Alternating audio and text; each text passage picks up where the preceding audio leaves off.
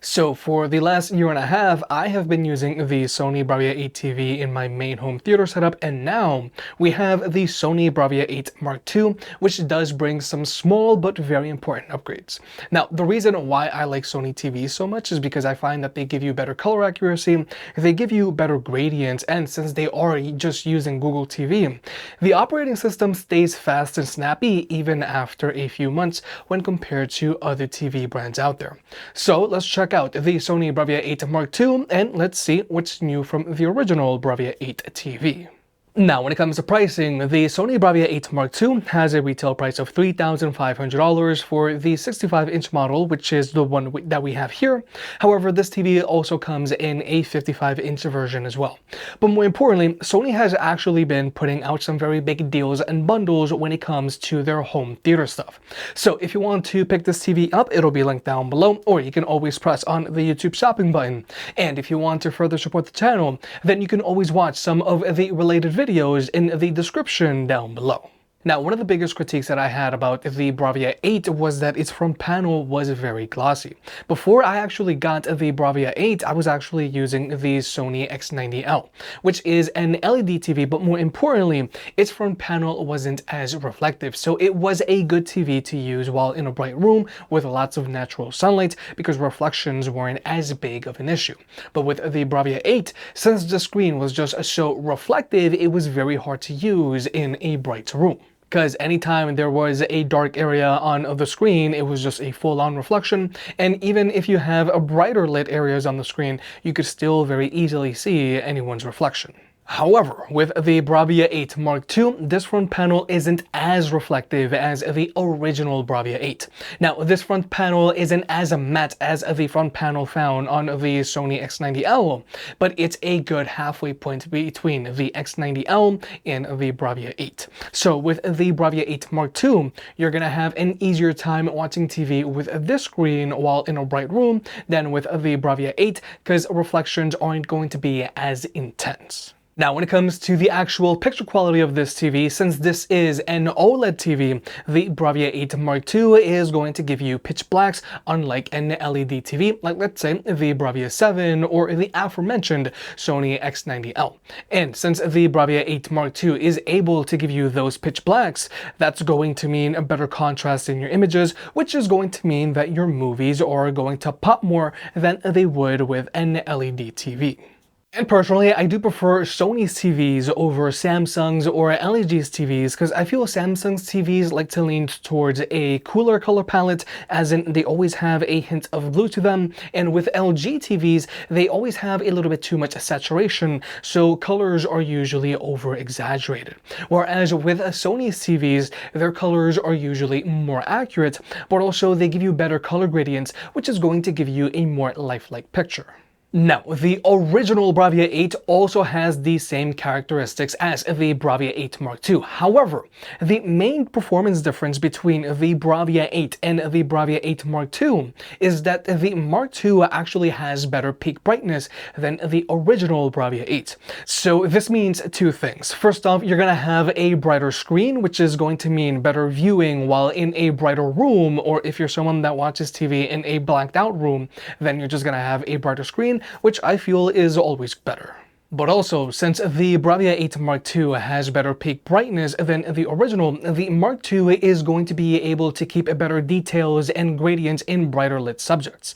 Whereas with other TVs or with LED TVs, brighter subject areas will just get washed out, or if you're in a dimly lit scene and there is a very bright light source or stars, then those bright points are going to be much better defined and brighter than the original Bravia 8, and you're actually going to have contrast between two different bright spots. Honestly, if you already have the Sony Bravia 8, then there isn't a real need to run out and upgrade. However, if you are planning on getting the Bravia 8 Mark II, then you are going to get an OLED TV that gives you very accurate colors, lifelike gradients, and a peak brightness almost as good as the Sony Bravia 9. And basically, the Bravia 8 Mark II is brighter than the Bravia 8, and you're going to have better definition in the brights than you would with the Bravia 8. But wait, if you want to invest in quality crypto, then check out our partner, Coinbase. Coinbase makes it super easy to invest in quality crypto like a Bitcoin, Ethereum, Solana, or Chainlink. And if you sign up using the link down below, you can get up to $200 in crypto and jumpstart your investing journey. So again, check out Coinbase by clicking on the link down below and get up to $200 in crypto. Now, when it comes to ports, the Bravia 8 Mark II is the same as the original Bravia 8. The Bravia 8 Mark II has a total of 4 HDMI ports, 2 of which have support for 4K at 120Hz, but they all have support for 1080p at 120Hz and 4K at 60Hz.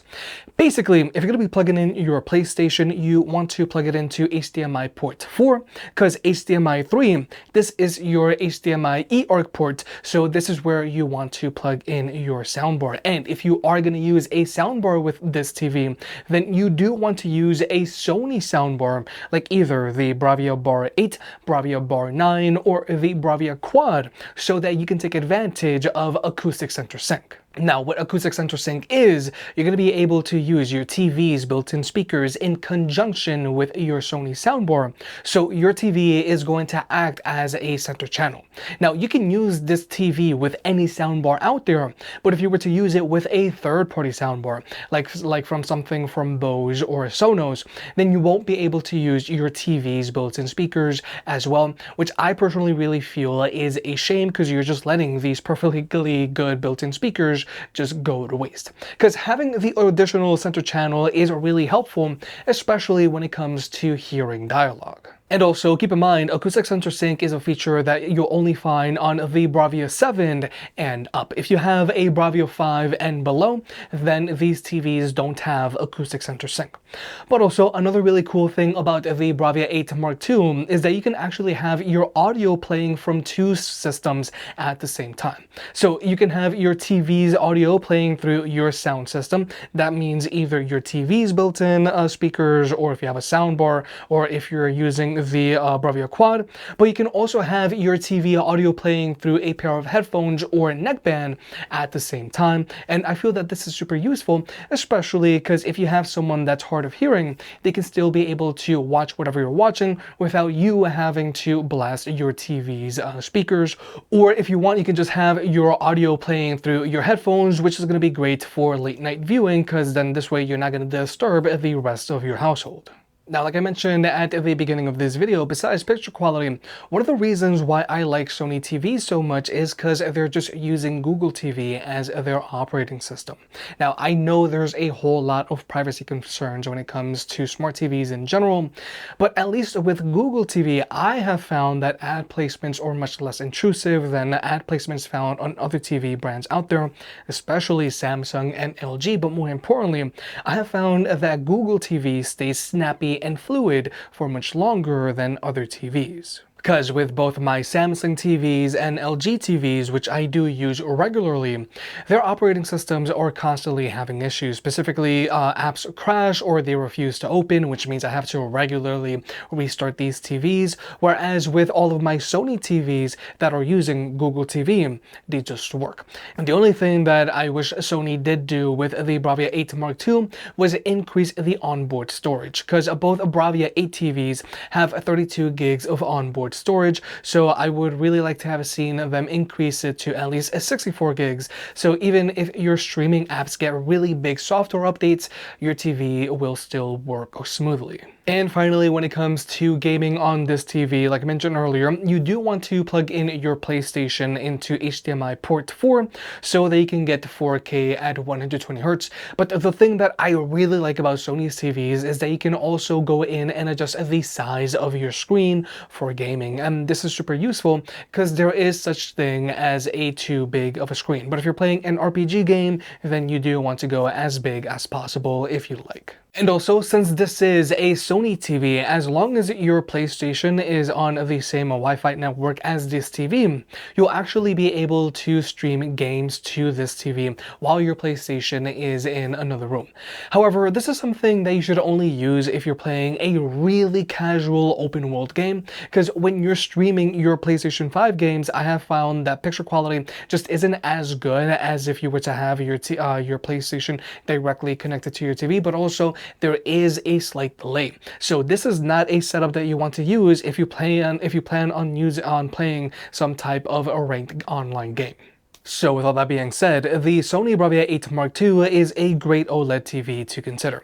The main upgrades that it has over the original Bravia 8 is that its front panel is a little less glossy, so you're going to have less reflections in a bright room, and this TV gets a little brighter than the original. But it doesn't just get brighter, it also has better peak brightness, so bright objects are going to pop more than on the original, and you're going to have better detail in the bright areas as well. Now, this isn't a huge upgrade over the original, but it is a welcomed one.